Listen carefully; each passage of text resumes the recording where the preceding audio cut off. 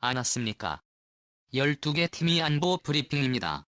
오늘도 우리 대한민국을 둘러싼 중요한 안보 이슈들을 간추려서 브리핑해드리겠습니다. 첫 번째 소식입니다. 역대 주한 미군 사령관들이 지난 10일 서거한 고백선엽 장군을 추모하는 메시지를 전해왔다는 소식입니다. 1990년대 중반부터 최근까지 주한미군 사령관을 역임한 장군들이 고백선엽 장군을 추모하는 메시지를 전해왔다고 오브 아메리카가 13일 보도했습니다. 1996년부터 1999년까지 주한미군 사령관을 역임한 존 테일러 리 장군은 백 장군의 서거는 한국과 한미동맹 그리고 개인적으로도 큰 손실이다 라며 백 장군은 영웅이자 애국자이고 외교관이자 미국의 친구였지만 무엇보다도 나에게는 스승이자 지도자였다라고 글을 마칩니다. 2006년부터 2008년까지 주한미군 사령관으로 근무한 버글펠 장군 역시 침략자에 맞서 극도로 불확실하고 혼란스러웠던 전장에서 백 장군이 거둔 승리는 조지 워싱턴의 독립전쟁 승리에 견줄 만하다. 그는 전술과 작전에 매우 능했고 두려움을 몰랐으며 병사들을 이끌고 결집한 영웅이다 라고 글을 길었습니다. 2011년부터 2013년까지 주한미군 사령관이었던 제임스 셔먼 장군은 백 장군은 나의 가까운 친구이자 스승이었고 나는 언제나 그의 통찰력과 현명한 조언에 존경심을 가졌다라고 기억했습니다. 직전 주한미군 사령관이었던 빈센트 브룩스 장군은 나는 1996년 이래 백 장군을 여러 차례 찾아 뵈었고 그를 만날 기회들은 모두 영광이었다 라면서 내가 수십 년간 존경해온 그분의 서거는 한미동맹의 깊은 손실이고 진정한 역사의 한 부분에 사라진 것이다라며 애도를 표했습니다. 국방의 위기 속에서 대한민국을 구하고 대한민국 번영의 기반이 된 한미동맹을 굳건하게 세우는 데 큰 역할을 하신 백선엽 장군의 명예롭고 평온한 안식을 기원합니다. 백선엽 장군님 저도 살아생전 여러 번 배웠습니다. 그러나 감히 가까이 하기엔 너무나 위대하신 분이었기 때문에 지금 생각하면 사진 한 장 정도는 이렇게 같이 찍을 수 있었을 텐데 하는 아쉬움이 있는데 그때는 너무 높은 분으로만 생각되어서 위 사진 한 장 같이 찍자라는 말씀을 드린 게 사실 지금은 좀 아쉽습니다. 육군협회 협회장으로서 오랫동안 계시면서 육군 관련 각종 세미나나 행사에 거의 모수년 전까지도 거의 대부분 참석을 하셨어요. 그때 제가 사진을 찍을까 하는 아쉬움이 있는데 백선엽 장군님이 계셨기 때문에 우리 대한민국이 조선민주주의 인민공화국의 침략 아래 조선민주주의 인민공화국 즉 북조선 북한의 시해로 통일이 되지 않았다라고 저는 생각을 합니다. 바로 이게 부동산 투자로 다부동 전투력이 지금 경북 칠곡군 외관에 가면 다부동 전투기념관이 있는데 그 기념관이 있는 사진이에요. 그 사진인데 다부동 전투가 바로 낙동강 방어선입니다. 낙동강 방어선이 기획사로 꺾어지는데 이 백선엽 장군이 지휘하시던 국군 제1사단이 바로 꺾어지는 기억 잡은 그 부분을 방어를 했기 때문에 북한이 공격을 그 어느 사단보다도 더 많이 받을 수밖에 없었죠.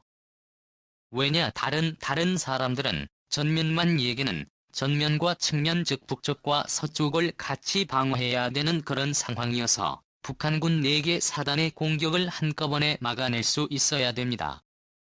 북한군 3사단 13사단 그리고 북한군 2사단 이런 3개 사단이 공격을 무려 15일간 막아냈던 백선엽 장군이 계셨기에 만약에 들렸으면 바로 지금 대구 아닙니까? 그때 당시에 대구에 대한민국 정부 그리고 미 8군 모두 중요 시설들이 있었기 때문에 뚫려버리면 바로 그냥 이제 부산으로 피난을 가야 되는 상황이고 부산이 또 함락되면 제주도로 가서 마지막 옥수를 해야 되는 그런 상황이었거든요. 그러면 대구가 들리면 사실 부산까지는 딱히 큰 산도 없고 강도 없고 그렇기 때문에 거의 무인지경으로 들리는 그런 상황에서 백선엽 장군이 정말 대단한 각오로 불과 30살밖에 안 된 젊은 장군이었지만 자신의 몸을 던지는 그런 희생정신으로 우리를 구했습니다. 그러기에 다부동 전투에서 승리를 한 이후에 그로 인해서 미군이 미군에게 방어권을 넘겨주고 다시 후퇴해서 뒤에서 제거했습니다. 그 사건은 미군이 더 늘려버렸어요. 그래서 다시 교대를 해서 다시 수복을 하고 그 사이에 인천 상륙작전을 하고 진격을 시작했고 이백선엽 장군의 1사단이 평양에 가장 먼저 들어가는 그런 사단이었죠. 국군 7사단과 2사단이 우리가 먼저 들어왔다. 이렇게 자존심 싸움을 하는데 어쨌든 백선엽 장군이 평양에 가장 먼저 들어간 2사단을 지휘를 그리고 전쟁 이후 전쟁 중에 다시 후방으로 내려와서 지시에 의해서 지리산 지역의 빨치산 그러니까 인천 상륙작전을 이루어서 중앙회의가 열리니까 여기에 고립되어 있던 인민군들이 대단히 많았습니다. 인민군들이 개별적으로 북한으로 그냥 도망을 갔던 미군들도 많고 그러지 못한 인민군들은 가장 험악한 지리산 지역에서 빨치산 활동을 했던 인민군들. 이 많은데 그 빨치산을 터부를 오랫동안 했고 수천 명의 빨치산을 잡거나 사살하거나 생포를 했던 전공을 세웠습니다. 빨치산을 그렇게 많이 잡다 보니까 지금 이백선엽 장군에 대해서 나쁘게 평가하는 사람들이 있는가? 왜 백선엽 장군에 대해서 그렇게 나쁘게 생각하는지 예를 들어서 백선엽 장군이 간도특설대에 근무를 했었다. 그렇기 때문에 독립군을 때려잡았다. 그러니까 이처럼 친일파가 이렇게 이야기를 하는데 간도특설대에 있었던 건 사실이죠. 그러나 전사를 보면 백선엽 장군이 근무하셨던 그 지역은 독립군 활동 지역이 아니고 중국의 팔루군하고 전쟁을 했던 지역이에요. 그 팔루군 그리고 또 그 시대의 사회상을 지금의 잣대로 평가하는 것은 맞지 않다. 예를 들어서 으로부터 500년 전의 사회상을 지금의 잣대로 평가를 한다면 세종대왕이라 한들 도덕적으로 인정받을 수 있는 사람이 있겠습니까? 이순신 장군이라 한들 도덕적으로 인정받을 수 있는 사람이 있겠습니까?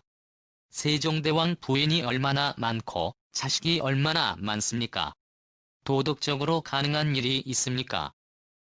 그런 것들을 지금 이 보도로 인해서 우리가 한글을 이렇게 편리하게 사용할 수 있고 언어를 우리는 안 써도 되고 이런 부분에 대해서 평가를 하는 것이고 이순신 장군이 계셨기 때문에 우리가 일본에게 나를 먹히지 않고 이렇게 우리는 우리의 정의를 지키면서 살고 있다. 또 백선엽 장군이 있었기 때문에 우리는 북한에게 말을 빼앗기지 않았다. 이게 더 중요한 게 아닌가 싶고 정말 이백선엽 장군이 젊은 군인이었음에도 불구하고 다부동 전투에서 북한군 3개 사단을 막아내는 모습 전술. 그리고 그 이후에 501년 50년에 들어가서 빨치산 토벌할 때 대게릴라전 게릴라 전술 이런 것들이 미군 경험에도 나오는데요. 그러다 보니까 미군들이 200포인트를 비롯해서 공립사관학교 또는 사립사관학교들이 다 있는데 그런데 교범에 나오다 보니까 지금 많은 미군 장군들이 백선엽 장군이 교과서에 나오는 분인 겁니다. 그런 분을 사실 교과서에 나오는 브릭스 장군, 리지에 장군, 메가더 장군 이런 사람과 같이 교과서에 나오는데 그분들 다 돌아가셨지요. 그런데 교과서에 나오는 분 중 유일하게 생존해 계시니까 미군들은 살아있는 전설이다. 교과서에서 내가 배우는 그분을 만나거나라고 해서 정말 영광스럽게 우리 대한민국에 부임하는 주한 미군 사령관들마다 이렇게 영광스럽게 영어를 했죠. 그런 부분에 대해서 우리가 평가를 한다. 이건 정말 저는 참 치욕스러운 일이다 라고 생각하고 이게 바로 내가 물러서면 나를 쏴라라고 하는 중앙일보에 연재되었던 자서전의 책인데 제가 가지고 있는 책이에요. 이 책입니다. 이 책을 정말 소중하게 간직하고 있는데 여기에 이렇게 되어 있습니다. 30살이에요. 그런데 나보다 낙동강 전투에서 거의 막바지에 48월 고지 점령 전투를 하는데 그때 미군들도 열심히 싸우고 있는데 한국군도 지쳐있고 이미 또 한국분들이 사실은 이 사건도 마찬가지로 패조해서 여기까지 밀려온 그런 군인들이다 보니까 이백선엽 장군이 마지막 48개월 고지만 점령하면 이제 안정적이겠다 라고 생각하고 48월 고지를 점령하라 가는 그 전장에서 뭐라고 말씀하셨나. 나라가 망하기 직전이다. 저 사람들 미군이죠. 저 사람들도 싸우고 있는데 우리가 이럴 수는 없다. 내가 앞장설 테니 나를 따르라. 내가 후퇴하면 나를 쏴도 좋다. 그렇게 해서 권총을 들고 선두에 서서 달려. 삼성이 선두에 서서 달려나가는 것은 세계전사를 봐도 모든 미군의 요즘아 전투들처럼 몇 개 안 돼요. 그랬던 정말 용감한 군인인데 우리 곁을 떠나셨습니다. 검은색 넥타이를 메고 있는데 아무튼 이분의 명예에 대해서 더 이상 말하는 그런 자들은 북한 주도로 통일이 안 된 것에 대해서 너무나 아쉬워하는 사람 또는 빨치산 토벌에 대해서 너무나 안타까워하는 사람으로 우리가 생각하도록 합시다. 정말 추모합니다. 다음 소식입니다. 요즘 북한을 보면 붕괴 직전의 왕조나 독재 정권을 보는 것 같습니다. 북한 전역의 인민들이 극심한 고통을 겪고 있는 이 와중에 신의주에서 최고급 건축 자재가 반입돼 민심이 들끓고 있다는 소식입니다.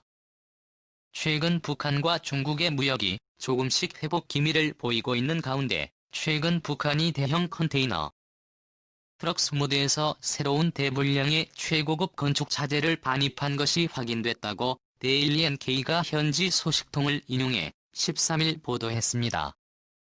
이 소식통은 얼마 전 단둥에서 신의주로 컨테이너 트럭이 30대가 들어왔다라면서 이 트럭이 건설 자재들이 실려 있는데 이것들은 조선에서는 상상할 수 없는 고급 건설 자재라고 전해왔습니다. 이 소식통은 주민들은 먹을 것도 없고 힘들다고 아우성진다는데 왜 비싼 자재를 들여가는지 의문이다라면서 이 자재들은 김정은의 맞은 즉각 리모델링을 위한 것이 아니냐는 의혹을 제기했습니다. 북한이 마식령 스키장 등 지도층을 위한 호화시설을 건설할 때 사용하는 최고 금 내부 마감재는 주로 유럽에서 조달을 하는데요. 현재 이런 사치품들은 UN 대북 제재에 의해 북한 반입이 금지되어 있는 상태입니다. 김